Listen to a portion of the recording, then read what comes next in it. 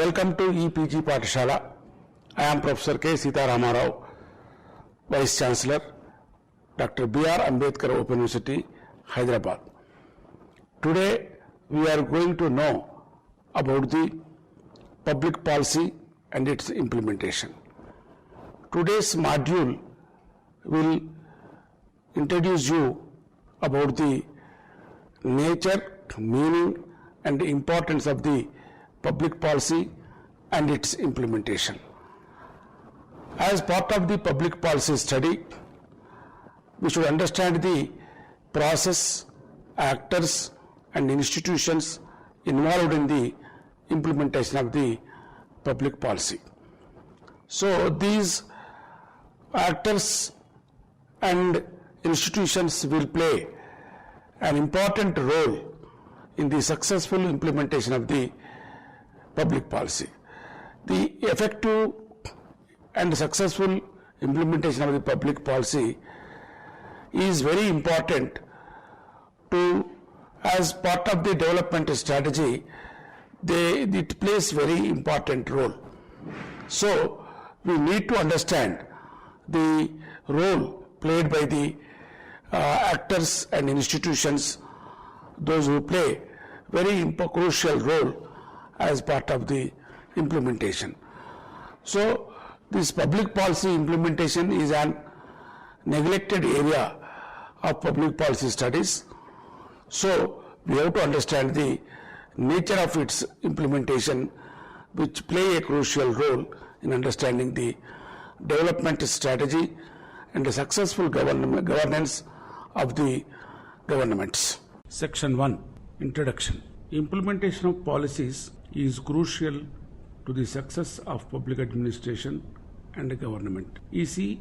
Hargrove had termed public policy implementation as the missing link in the study of social policy. If the implementation of a policy does not correspond with the intentions of the policy makers, then it will always be doubtful if the policy will succeed. Thus, implementation of public policy is emerging today as a key developmental strategic concern. Focus on implementation capacity of a policy started through studies in the 1960s and 70s, which illustrated that implementation is still the most neglected aspect of a policy. Specialists and generalists have continued to neglect implementation issues at all levels. Policy implementation meaning. It simply means the process of putting policy into effect that is done by public and private individuals. However, the extent, nature and the degree of control exercised over the operations of a policy is difficult to determine. Simply put, implementation is defined as phase between a decision and operations wherein it is determined whether an organization is able to carry out and achieve its stated objectives. It can be reached through a strategy of organization and management which ensures minimum problems like costs and delays. They are like statements of goals and objectives put into action programs to realize the ends stated in the policy. They can be seen as forming a bridge so as to allow the objectives of public policies to be achieved as outcomes of governmental activity. Public policy implementation definitions. E.C. Hargrove had labeled this as the missing link in the study of social policy. Way back in 1975, Donald Van Meter and Carl Van Holm, while observing that at present we know relatively little about the process of policy implementation, had stated that public policy involved the creation of a policy delivery system in which specific mechanisms are designed and pursued in the hope of reaching particular ends.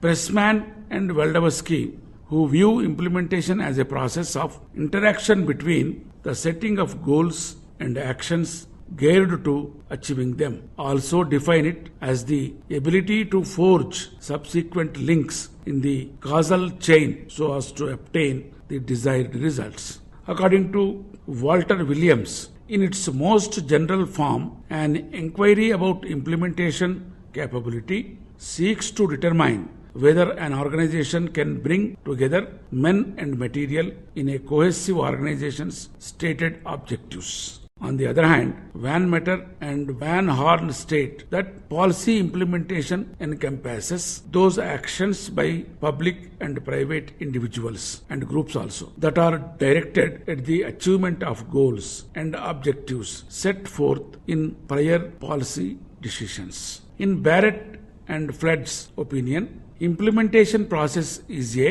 sequence of events triggered off by a policy decision involving the translation of policy into operational tasks to be carried out by a variety of factors and agencies, and substantial coordinating activity to ensure that resources are available and that things happen as intended. Section 3. Public policy elements in implementation. Implementation essentially means putting a policy into action and thereby involves various elements. It minimally includes adequate personnel and financial resources to implement the policy. Implementation will not be possible if there is not enough human and financial capital for the same. Personnel means having enough trained people. Financial resources imply monetary capital to carry out the policies. The administrative capability to achieve the desired policy goals. Policy outcomes cannot be achieved if people are not trained for the jobs that they are supposed to be doing. This administrative capability comes through experience and training. So, appropriate training programs are essential for public policy implementation. Political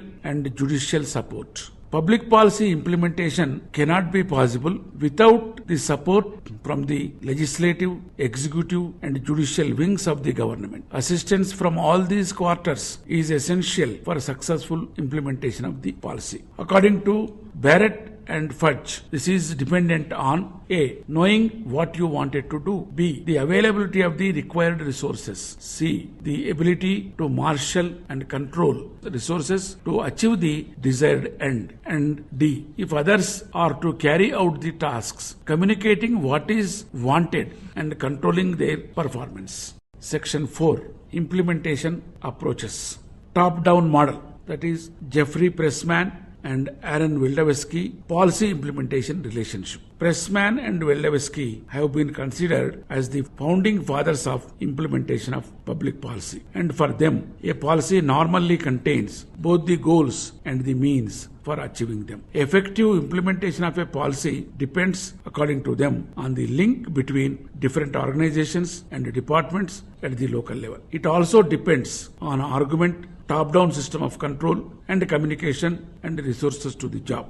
Donald Van Meter and Carl Van Horn system building approach. For Meter and Horn, an approach should start with the consideration of the need to classify policies in terms of implementation successfully, and that can be achieved only through a marginal change and a high goal consensus. It directs the attention of those who study implementation rather than provide prescriptions for policymakers. For them, production of performance is linked to 6 variables. 1. Policy standards and objectives, which elaborate on the overall goals of the policy decisions to provide concrete and more specific standards for assessing performance.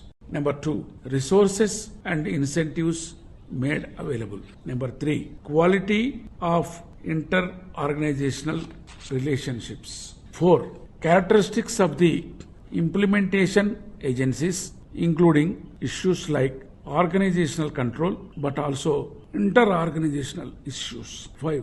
Economic, social, and political environment. 6. Disposition or response of the implementers, involving 3 elements: cognition of the policy, the direction of the response to it, and the intensity of that response. Eugene Bardak implementation game. Implementation of public policy is a political game. It is a game of bargaining, persuasion, and maneuvering under the uncertainty conditions. According to this model, the organization is a structure consisting of the groups and individuals which seek to maximize their power and influence. The policy implementers work towards achieving their objectives and goals and hold that implementation is a political process.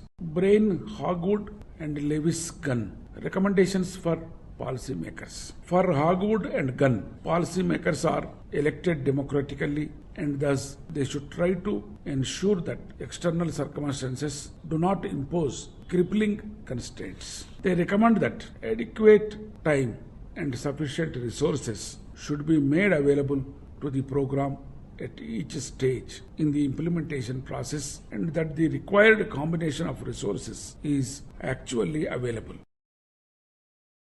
They suggest that policies should be implemented based upon a valid theory of cause and effect, and that the dependency relationship, if any, between agencies should be kept minimal in no and importance. There should be complete understanding of and agreement upon the objectives to be achieved, and these conditions should persist throughout the implementation process.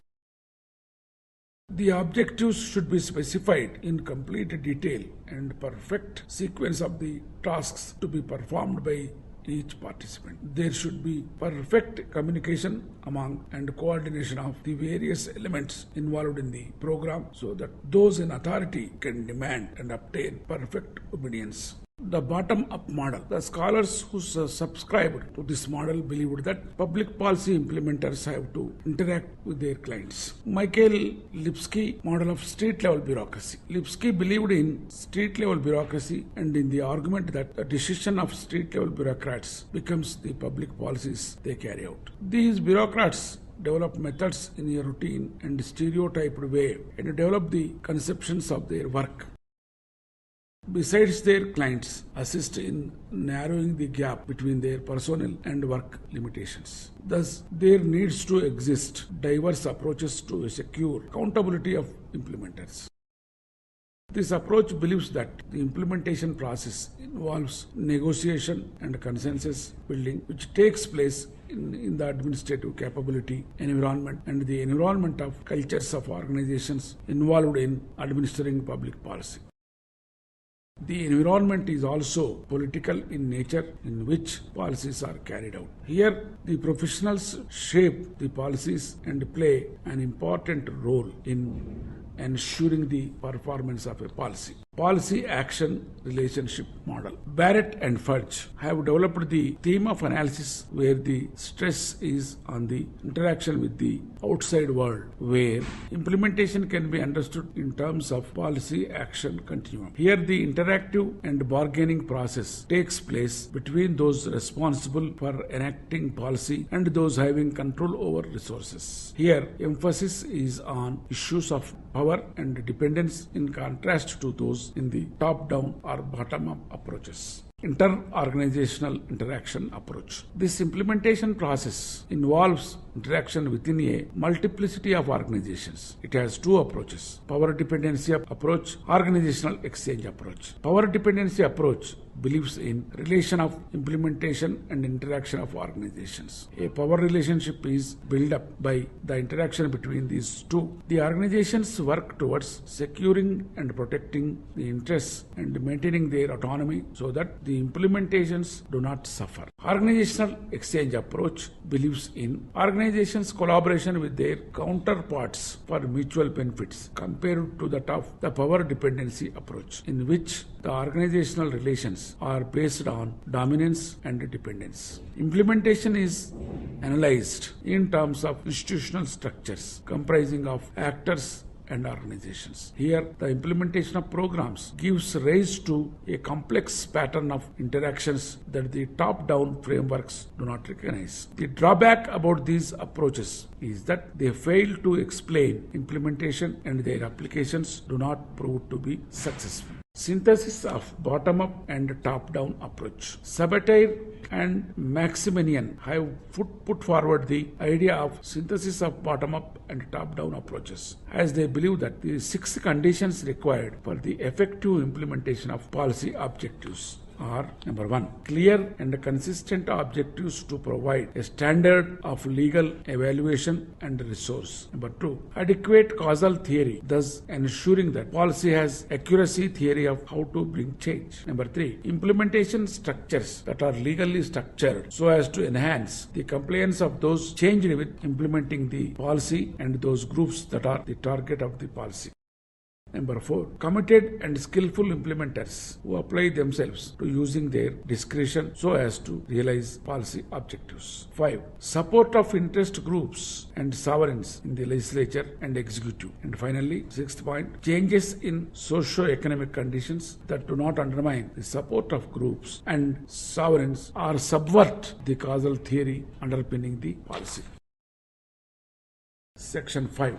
The implementation of public policy is the principal function of public administration, and thus we need to focus more on the machinery for implementing the policies in comparison to making them. In India, public policies are implemented by a complex system of administrative organizations and agencies which perform many activities, says R.K. Sapru. In an era where about 2/5 of the Indian workforce is employed by the government, the functions and roles of government employees, what happened after a policy in the form of law or statute has been adopted. The main implementation agencies are the following: bureaucracy, administrative agencies. Number 1 is bureaucracy. An important agency of the government that implements public policy is bureaucracy. It is an administrative organization consisting of a legal body of non-elected employed officials organized hierarchically into departments in accordance with the rules governing the conditions of their service. As most of the day-to-day work of the government is conducted through it, as the personnel, money, material, and legal powers of the government are controlled through it, and as this institution receives most of the implementation directives from the executive, legislative, and judicial decision makers, it is considered as an important institution. Theoretically, the civil servants are recruited to carry out the decisions of their political masters. It is the ministers who decide on the policies, and civil servants then take the necessary executive actions to implement them. Here, the role of the senior administrator is very important, as it is the policy program implementation by the administrator that feeds back into policy formulation. The direct experience of policy administration provides a senior administrator monopoly of knowledge that becomes critical to policy making. They become the repositories of knowledge and experience, give advice and instructions to the lower level staff. They foresee the administrative and political difficulties likely to be encountered. They argue from positions of power and great strength on new methods of dealing with policy implementation and serve as a catalyst who brings out what is required in those whose support is required. The responsibility of the bureaucracy is to ensure that the policies are conceived so as to be relevant to prevailing conditions and implemented with patience and convictions, as said by R.B. Jain. However, bureaucracy has never been a popular word and instead it has always been controversial whether it has been strong enough to dominate the political elite or vice versa. Besides, bureaucratic organization has always been criticized as being afflicted with maladies like red tapeism, unresponsiveness, and stringent rules. Nonetheless, it continues to be crucial simply because legislation is never self-implementing and it will always need tasks to be delegated to appropriate organizations and personnel. Thus, bureaucratic implementation continues to be important as delegation and discretion continue to play an important role in policy implementation, and the government continues to approach public organizations for pursuing their policy. To ensure that these organizations exercise discretion, strategies can be adopted like changing the policy legislatively, transferring responsibility to a friendly agency, making legislation more detailed and clear, and pursuing the bureaucracy through public hearings, media, and other fora. As the last resort, the legislature can take the concerned public agency to court malfeasance in implementing the public policy.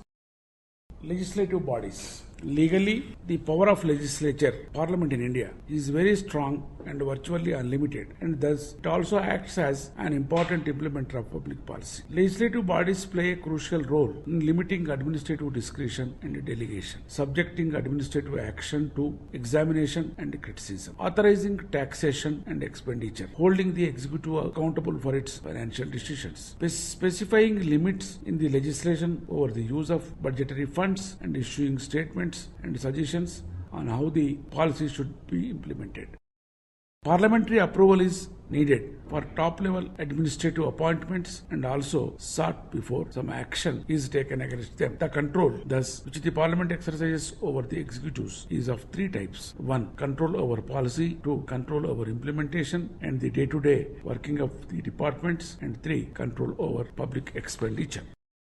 The three areas also where the control of the Parliament is exercised during A. the President's address, B. Budget discussion, and C. Question hour and government policies. However, this control is largely indirect, inducing self-control and responsibility under the threat of exposure rather than control in the sense of actually implementing policies. Judicial bodies. In countries like India, most laws are enforced through judicial action. For example, the Environment Protection Act, Income Tax Act, Right to Information Act 2005. Besides, the power of review allows courts to be both directly and indirectly involved in policy implementation. The Indian Constitution entitles the Supreme Court and the High Courts to exercise judicial review of legislation.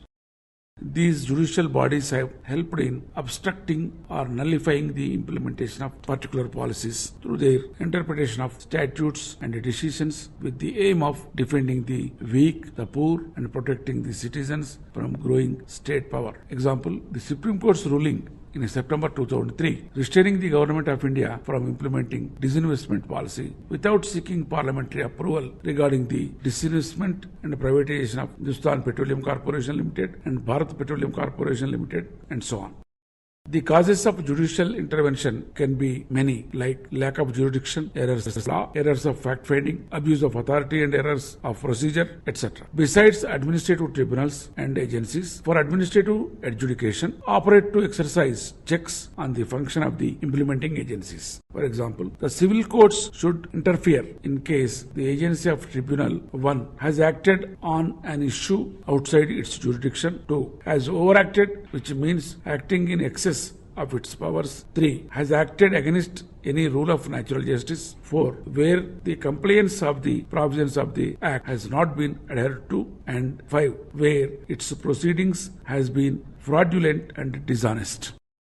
The Indian Constitution permits the creation of special tribunals for appeals against the discretionary decisions of administration. Although tribunal procedures have been largely legalized to meet the demands of natural justice, the executive function of implementation has been protected by incorporating an appeal procedure into the final stage of some administrative processes. Community groups as an alternative. Community groups and agencies also exercise influence on policy implementation. In fact, the community approach towards policy implementation can be traced back to the British colonial administration, whereby administrators tried to make a community more self-reliant. Since the 1980s, community-based public policy strategies have been a significant development in new approaches to local policy making and implementation since the 1980s. In India, Panchayat Raj institutions and cooperative societies have often been used for the administration of central government programs. While Article 40 of the Constitution, which is part of the directive principles of the state policy, says that state shall take steps to organize village panchayats and endow them with such powers and authority as may be necessary to enable them to function as units of self-government. This is the 73rd and 74th Constitutional Amendment Acts of 1992 provide the panchayats and municipalities for formulation and implementation of policies and programs for economic development and social justice for the local community. Although the recent trend in India has been to not depend on Panchayat Raj agencies for development work, community policy can be and has been a good implementer directed at a neighborhood or a part of a town, or directed to a group of people who share a problem and an interest.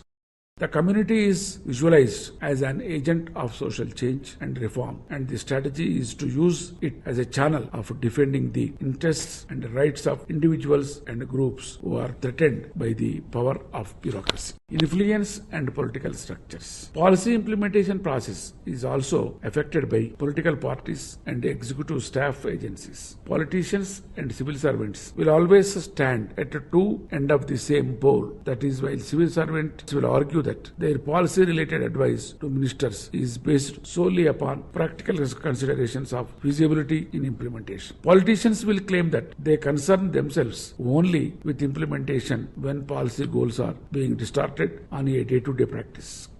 Cannot be denied that both have crucial roles to play in policy implementation and that the latter is closely linked with issues of intergovernmental relations. In India, political parties are often seen exerting their influence on both the executive and the bureaucracy so that policies can serve their purpose. As Sapru says, they have been considered agents for establishing popular control over government and policies. Voluntary sector and pressure groups. In recent years, the role of the voluntary sector has received wide recognition and impetus as it is no longer desired of the state to provide the range of services that was once expected of it. Voluntary organizations have contributed enormously to the implementation of public policies in areas like education, health, forest policy, population policy, etc. Sapru states that their role has been explained more extensively and more accurately in terms of being private agents of public policy.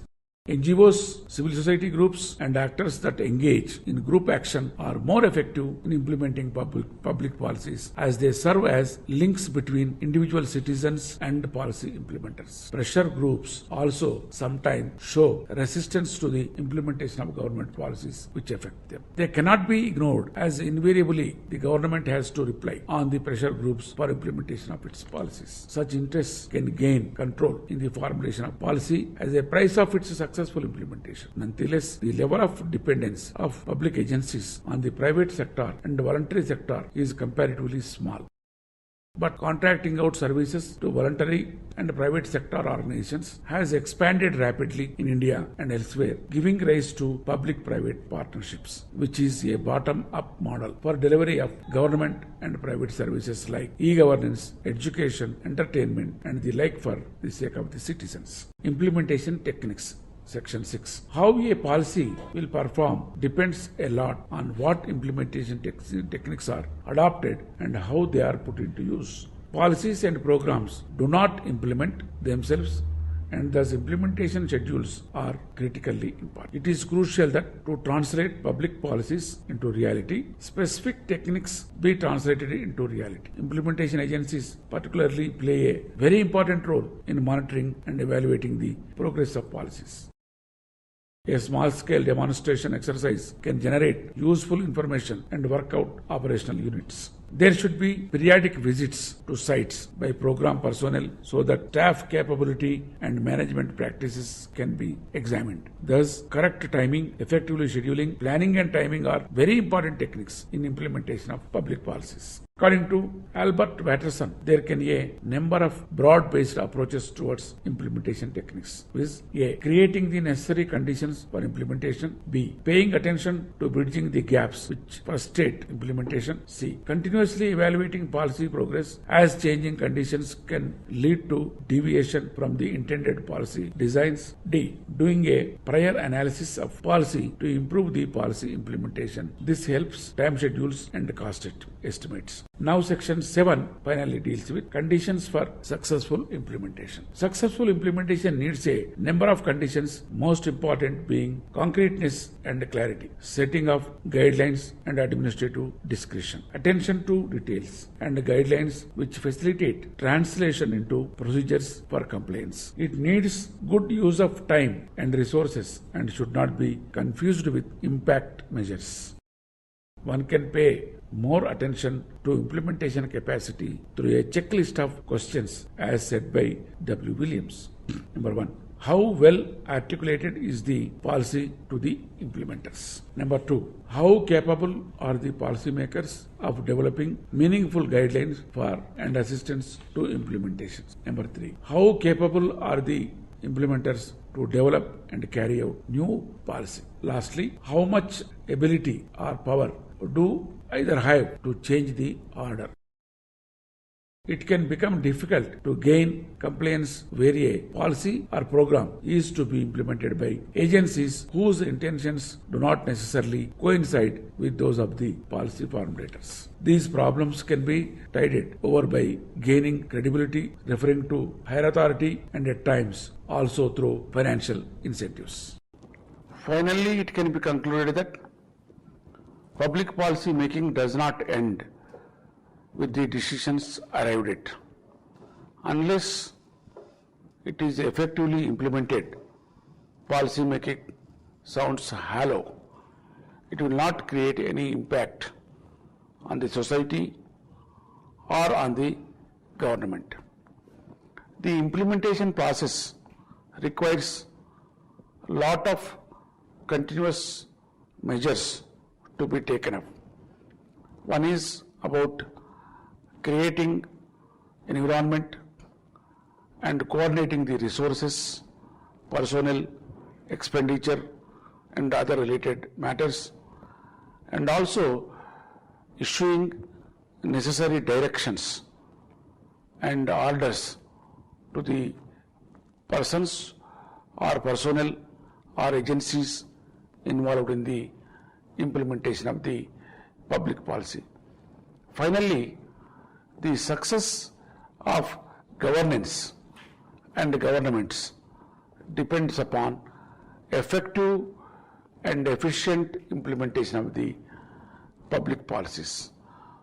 So, it is necessary to understand the implementation process in a clear-cut manner to understand the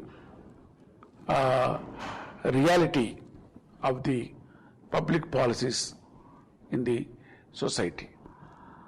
As Sapru said, a student of public policy should become an expert or capable person to understand the theoretical framework of public policy formulation and implementation in different social contexts.